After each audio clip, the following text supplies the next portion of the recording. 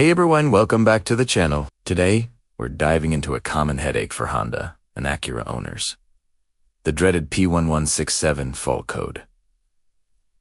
So, what does it actually mean? P1167 points to your air-fuel ratio sensor, specifically bank 1, sensor uno, telling your car's computer that the engine is running too lean. That means there's too much air and not enough fuel in the mix.